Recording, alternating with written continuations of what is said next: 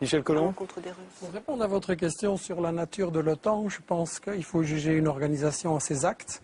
Et donc, il faut voir si vraiment il réalise les objectifs de la démocratie qu'on nous annonce dans sa propagande. Et si on voit dans l'histoire, l'OTAN, c'est quand même le complice du régime fasciste au Portugal de Salazar, le complice du coup d'État en Grèce, des colonels c'était la guerre froide. Le fascisme comme excuse pour la guerre froide ou la guerre froide comme excuse pour le fascisme, je regrette. On retrouve l'OTAN aux côtés des fascistes portugais, grecs, turcs, dans les réseaux gladiaux préparant des coups d'État pour préserver la France, l'Italie d'un grand danger, etc. Donc ça, on est juste dans la propagande. La question à laquelle il faut répondre, c'est à quoi sert l'OTAN?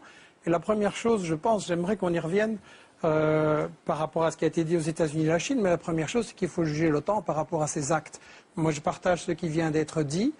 Les médias insistent toujours, lorsqu'une guerre est en préparation ou elle a lieu, sur ce pays-là à ce moment-là. On le présente d'une certaine manière, diabolisé, et on ne raconte jamais ce qui se passe après la guerre, quand l'OTAN a gagné. Et c'est ça qu'il faudrait regarder. En Yougoslavie, c'est une catastrophe. On a semé la haine partout. Les médicaments se vendent par plaquettes sur le trottoir. On a fait alliance avec la mafia. Le Kosovo est devenu la plaque tournante de tous les trafics.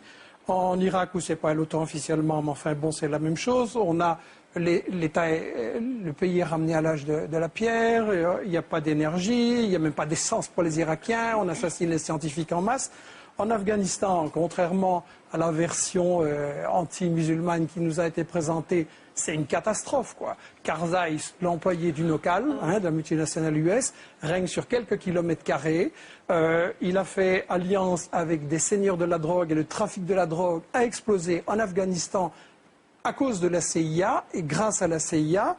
Et en Afghanistan, on allait soi-disant libérer les femmes afghanes. Je m'excuse, Karzai a fait passer une loi qui fait qu'on peut marier une petite fille à 9 ans et que le viol conjugal est légitimé.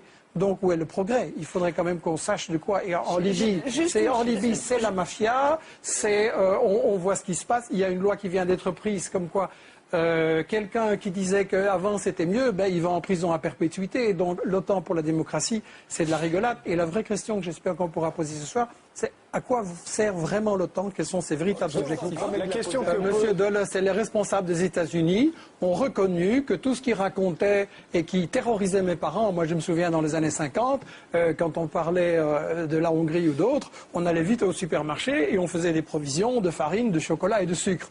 Et on a terrorisé la population européenne, les Russes vont vous attaquer, mais lisez simplement les déclarations de monsieur Dulles et des responsables des États-Unis, ils ont bien dit ils savaient qu'il n'y avait aucun danger, mais que c'était nécessaire pour des raisons stratégiques pour implanter l'OTAN comme moyen de domination de l'Europe. Je voudrais répondre qu'à mon avis, ce qui est bêtifiant, c'est quand on nous raconte une version cinéma de propagande de l'OTAN, ou qu'on nous fait croire que l'OTAN, ça dépend du caractère de Bush ou d'Obama ou de Nixon, alors que ce sont des employés, et que les choses sont à un niveau beaucoup plus profond.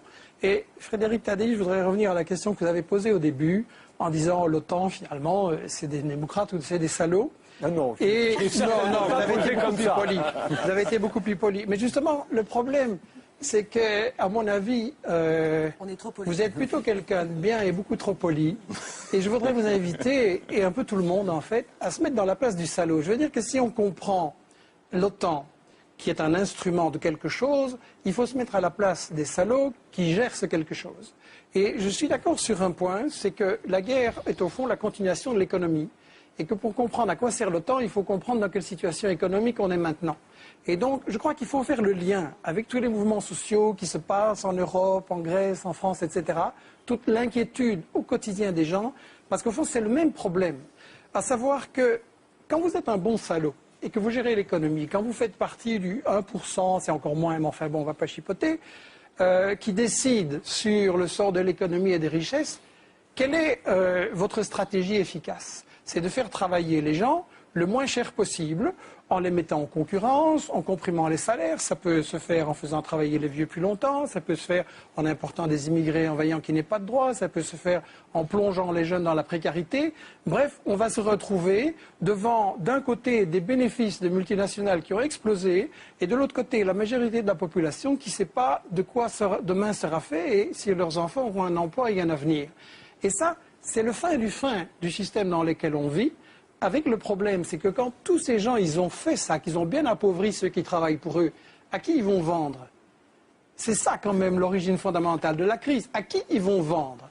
Alors, on s'en sort dans le système qui nous gouverne, dans l'élite qui nous dirige et qui n'a pas été élue. On s'en sort en disant, bon, on va exporter les capitaux, on va aller mettre les capitaux dans le sud, ça rapporte, et ça permet effectivement de piller les matières premières et de laisser les populations dans la pauvreté. Ça permet de contrôler la main-d'œuvre et de faire travailler les gens aussi pour des bénéfices. Ça permet de contrôler les zones stratégiques, etc. Et donc, on se retrouve avec des multinationales du Nord de plus en plus riches et des pays du Sud de plus en plus pauvres. Et le point où ça mène à la guerre, c'est qu'évidemment, ça provoque des résistances des populations qu'il s'agit de briser. Donc toutes les guerres de l'OTAN, je l'insiste, sont des guerres économiques, des guerres de pillage. Et ensuite, ça provoque des résistances aussi des rivaux. Parce qu'on a eu raison de dire que l'OTAN, c'est l'instrument des États-Unis qui, effectivement, essaye de faire payer par les Européens et les autres les guerres qui leur permettront à eux, États-Unis, de dominer le reste du monde, y compris d'écraser les Européens et tout le monde. Et ce qu'on a essayé de faire avec ce livre, La stratégie du chaos dont vous avez parlé, c'est d'éclairer la dimension des États-Unis maintenant, qui est effectivement une stratégie globale pour dominer le monde, pour faire en sorte que l'Afrique, l'Amérique latine, ça c'est plus difficile, et l'Asie, leur restent soumises. Et effectivement, le problème des États-Unis maintenant, c'est que c'est une puissance économiquement et politiquement en déclin. Donc militairement, effectivement, ils n'ont plus les moyens de gagner cette guerre en Irak et en Afghanistan. Et comment ils s'en sortent alors? Ils s'en sortent par la stratégie du chaos. Et il faut bien voir que l'ennemi fondamental de cette guerre globale des États-Unis, c'est la Chine. La Chine qui est la puissance montante, la Chine qui leur résiste, la Chine qui développe un marché, qui a sorti 400 millions de gens de la pauvreté et qui surtout devient un partenaire pour l'Afrique, pour l'Amérique latine. Et vous avez maintenant, le monde a complètement changé. Le monde, c'est un commerce sud-sud. Et la grande bataille, elle se joue effectivement dans l'océan Indien. On a raison de dire que les États-Unis déplacent toutes leurs forces là-bas. Mais pourquoi? C'est contre la Chine. L'Afghanistan, c'est pour encercler la Chine. Et quand vous regardez l'océan Indien, c'est justement, on parle en général des pays et on ne parle pas des océans. Dites-en vite parce qu'il nous reste juste quelques minutes. Et dernier mot. Quand vous regardez toutes les explosions de l'océan Indien, les États-Unis essayent de briser cette ligne sud-sud entre l'Afrique et la Chine pour isoler la Chine. Et c'est ça qu'il faut comprendre. Je veux dire, maintenant, il paraît que vous êtes redevenu un pays normal avec un président normal. La seule conclusion que des gens normaux peuvent tenir, c'est qu'il faut dissoudre l'OTAN, sortir de l'OTAN, parce que ce n'est pas des démocrates, c'est une association de criminels.